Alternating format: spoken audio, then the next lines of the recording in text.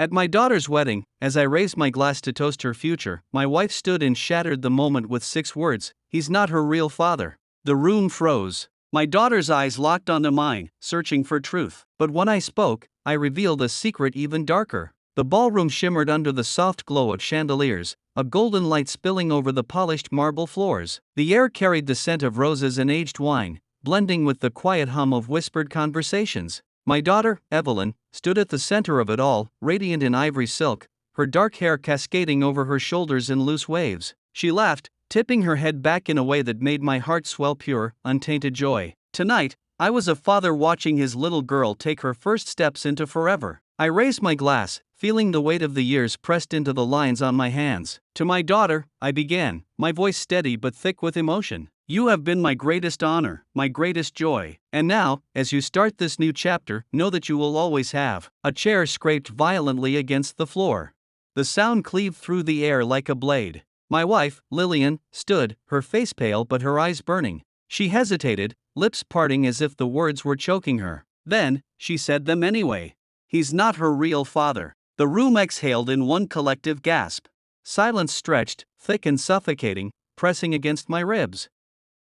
I felt Evelyn's gaze land on me, wide and searching, but I couldn't meet it. The air smelled of champagne and betrayal. My fingers clenched around the stem of my glass. Lillian straightened her shoulders. "I kept this secret for years, and I can't do it anymore. Evelyn, he's not your biological father." For years, I had ignored the signs, excusing away the whispers in my own head. The first time was when Evelyn was 10. A classmate had commented on how she looked nothing like me. She had come home, teary-eyed, asking why her hair was darker than mine, why her eyes didn't match. Lillian had laughed, brushing the question aside with a joke. "Genetics are funny that way, sweetheart." The second time was more sinister. A letter slipped between bills in the mail. No return address. A single line scrawled in unfamiliar handwriting. "Does she know?" I had shown Lillian, expecting reassurance, but instead, she had turned cold, her face hardening like stone. "It's nothing," she had said. "Probably just some sick prank." And like a fool, I had believed her. But the truth had its own way of surfacing. A month before the wedding, I had found an old journal tucked away in the attic. It was Lillian's, the leather cracked with age. I hadn't meant to read it. But a single entry had caught my eye. "I never told him the truth. He loves her like his own, and I let him. I let him believe the lie because it was easier." My heart had pounded against my ribs, a sickening rhythm of realization. I had staggered back, bile rising in my throat. Lillian had lied to me. She had stolen the truth from me, letting me build my life around a daughter who wasn't mine. But she was mine. In every scraped knee I had kissed, in every bedtime story I had read, in every whispered promise of "I'll always be here." She was mine. And now, on the night that should have been hers, Lillian had ripped it all apart. I let the silence stretch after her confession, let the weight of it settle over the room like a storm cloud. I could feel Evelyn's world cracking at the edges, the betrayal raw in her eyes. But Lillian had made one grave mistake. She thought she was the only one holding a secret. I took a slow breath, setting my glass down with deliberate care. The room was waiting, suspended in uncertainty. I turned to Evelyn. "Your mother is right. I'm not your biological father." Gasps, sharper this time. A wound tearing wider.